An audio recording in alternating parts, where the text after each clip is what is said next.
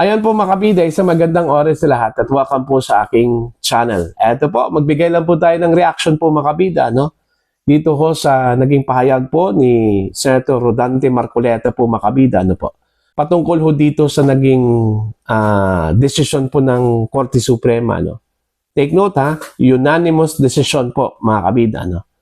Na ideklarang unconstitutional po o labag sa saligang batas, ano? Ito pong articles of impeachment na isinampa po mga kabida ng House of Representatives dyan po sa Senado laban ho kay Vice President Sara Duterte. Ayon po kay Senador Marcoleta, hindi na po maaaring mag-motion for reconsideration. Ito pong Kamara de Representante, ano po, no? Dahil ho, unanimous mga kabida yung desisyon. Although technically, pwede ho silang maghain po ng MR, ano? Pero malabo na raw mga kabida, no? Na mabaliktad yung naging desisyon po ng Korte Suprema. Again, dahil daw unanimous yung naging pasya po ng Korte Suprema. Pakinggan po natin. Ito pong naging pahayag po mga kabida, no? Ni Senador Rodante Marcoleta. At i-courtesy lang po natin ito sa Net25. Narito po. Sabi ni Attorney Ting, ang desisyon ng Supreme Court ay immediately executory at ito isang unanimous decision. Ano po bang ibig sabihin nun, Sen? Pagka unanimous decision, ang ginawang pagpapasya ng Supreme Court unbank. Wala ka ng kapag-pag-asa na mag-MR ka man lang.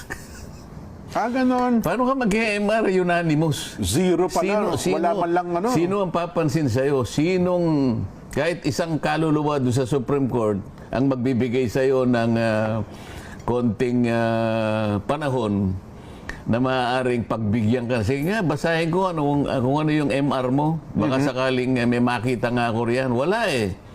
Isinara na po ang lahat ng mga pagkakataon para ikaw man lang ay humingi ng motion for reconsideration. Tsaka immediately executory.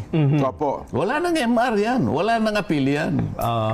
Yun pala yung immediately, walang forthwith. Kundi agad-agad, dapat ipatupad pala yan. Ang liwanag naman Opo. kasi kagaya na binabanggit natin, doon sa una pa lang na mga pagtalakay natin dyan, wala talagang, alam mo, ito maaring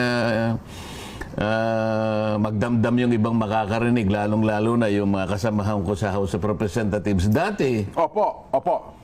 Pero pwede nating ipaghalimbawa yan sa nagsaing ng kanin dyan. Okay, okay, Nagluto. Isip-isipin mo, hilaw naman yung kanin. Ganon? Paano mo ipakakain sa Senado yun? Di ba? Hindi ka makakakain kung yung kanin ay hilaw din. Halos halos bigas pa makakain mo ba yun? Ang gusto ko kasi pikit mata yung kakainin eh. Hindi, kaya nga sinabi ko na sa iyo nun. Kung matutuloy, sinasabi ko nga eh. Ang totoo niyan, yung unang 3 impeachment complaints, hindi lang hilaw panis eh. Bakit ka mo? Ganun ba? Kala mo yung pinatagal. Oo nga, nabinbin eh. Kapag binilang mo yung araw ng pagkakabinbin dyan, hindi siya bababa sa 20 araw. Subukan mo ang isang Sinaing. ang isang niluto Opo. ay itago mo, hindi sa refrigerator. Ilagay mo lang dyan sa cabinet, pero hindi refrigerator. 20 araw, Ba? alis dalawang mangyayari, kinain ng daga o napanis. Napanis. Napanis po. Paano mo idadali sa paano mo dadali sa Senado ngayon? Naglululundag pa nung pumunta eh. Yun na nga po. Forthwith. Isip-isipin mo. Ayan, nakita tuloy ng Korte Suprema. Unconstitutional eh. Isipin mo, yung 3, hindi nila isinalang. Nilagay sa cabinet, napanis, o pagkatapos, gagawa ng pangalawa raw at diniretso sa Senado. O sabi ng Korte Suprema, that's in violation of the 1-year rule ban. Hindi po pwede yun. Dapat kung ikaw, dapat yung pang-apat, kasi ituturing mong pangalawa ito eh. Opo. Yung pang-apat halos naging pangalawa lang dahil yung unang 3, isa lang yun pinatay. Ngayon, kung gusto mong mag-file mag-file ka sa February 5 o February 6, 2026. Kasi yun ang pang isang taon. Isang taon eh. Hindi ang ginawa mo, pinatay mo yung unang tatlo, pagkatapos, nung pumitada yung Pebrero 2025, Opo. bigla mong tinransmit sa Senate. Aha. So, nahalata tuloy. Ayun po. May punto po itong si Senator Marcoleta po Macabina, no? Paano ho mag-file ka ng motion for reconsideration, ano? Kung ang nagpasa po Macabida ay lahat ng mga maestrado, ano? Maliban lang po sa dalawa. Pero itong dalawa, hindi ho bumoto po ito, ano? Yung dalawa po Macabida, unang-una, yung isa nag-leave, yung isa ay nag-abstain, ano? So technically, wala hong kumontra doon po sa naging desisyon po ng 13 magistrates, ano, mga kabida. Itong 13 justices po mga kabida ng Korte Suprema. Sila lahat po ay in unison na nagsabi po na labag sa saligang batas ito pong articles of impeachment po ng House of Representatives. So ikaw, may gana ka pang mag-MR dyan, ano? Alam naman po nila ano, na mahirap na pong baliktarin po yon, mga kabida. Ang problema lang po ng Kamara po, mga kabida, ay hindi po nila tanggap ito pong naging desisyon. Kasi pinanindigan po nila ano, na tama yung kanila pong ginawa. Wala hong paglabag po sa saligang batas, ano, mga kabida. Kung sila yung tatanungin, ano? Sino naman yung may karapatan pong mag-interpret po ng batas, ano? At magsasabi hong mali ang ginawa ng isang institusyon o hindi. Itong Korte Suprema, ano? Kasi yun yung kanilang mandato, ano? Sila lang po yung may kapangyarihan po na magsasabi ng ginawa po ng isang tao o ng isang institusyon ay labag po sa saligang batas. Yan yung tatandaan po nila, no? Trabaho po yan ng mga maestrado po ng Korte Suprema. Trabaho po yan ng Korte Suprema, mga kabida. Okay? Kaso lang, meron pong mas marunong pa po, ano? Sa mga maestrado po, ano, mga kabida. Sila na lang sana yung naging miyembro po ng Korte Suprema, ano po, kung ganon, ano?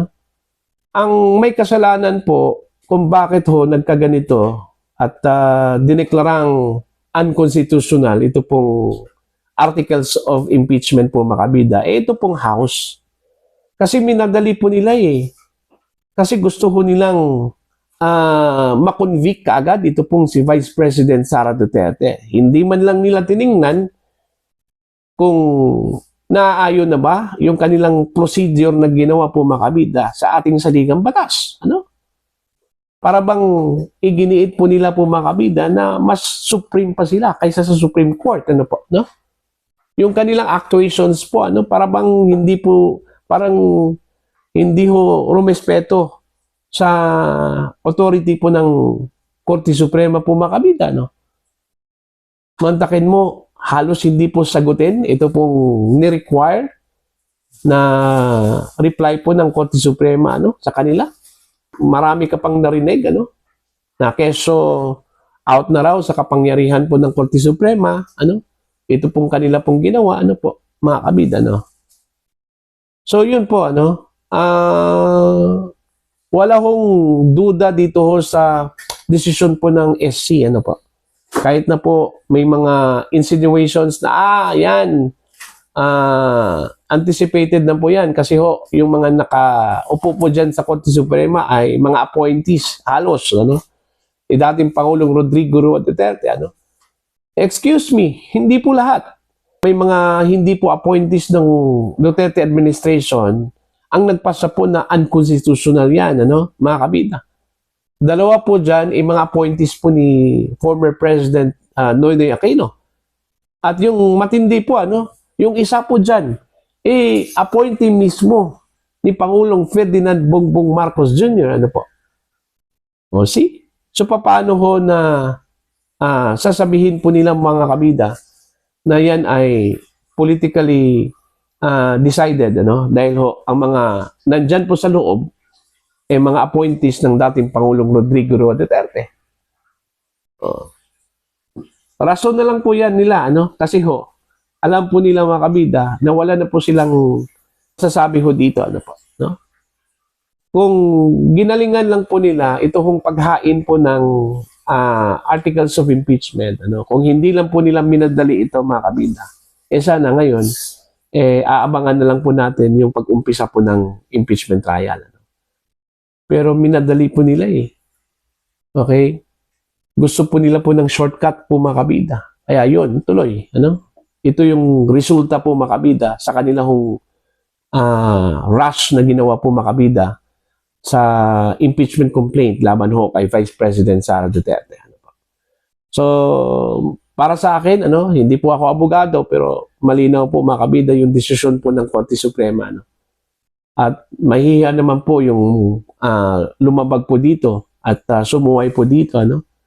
Marami akong nababasa po mga kabida na may mga senador na nagsasabing kahit daw unanimous yung desisyon po ng Korte Suprema, ipagpatuloy pa rin daw nila ito pong impeachment trial po versus the Vice President. Okay? At mostly doon ho sa nagsabi po mga kabida at dyan po sa Senado, hindi ho mga abogado. Wala hong alam sa batas. Kaya nga, intindihin na lang po natin yung mga nagsabi na pwede hong ituloy ito pong impeachment trial po ni VP Sara dyan po sa Senado kasi hindi po nila naiintindihan ang batas, mga kabida. Okay? So, yun lang po, abangan na lang po natin kasi doon po sa desisyon po ng Korte Suprema, sinabi po doon mga kabida na hindi ho na-acquire po ng Senado yung jurisdiction dito ho sa impeachment complaint laban ho sa Vice Presidente po ng Pilipinas. Kasi simulat sa pool, yung impeachment complaint na inihain po mga kabida ay defective na po. Okay? Null and void, mga kabida. So, paano ho magkaroon po ng jurisdiction ang Senate? Kahit na po, nag-convene na po itong Senate po mga kabida. Okay? Para bang kanin, doon po sa example po ni Senator Marcoleta, panis na kanin. Okay? O di kaya, yung hilaw pa na kanin po mga kabida, hindi pa po luto, Okay? Paano mo yan ihahain dyan sa mga senador kung hilaw pa yung kanin po, mga kabida? Hindi talaga yan kakainin, Ganun din daw yun, mga kabida, sa complaint, dito sa articles of impeachment, po. Okay?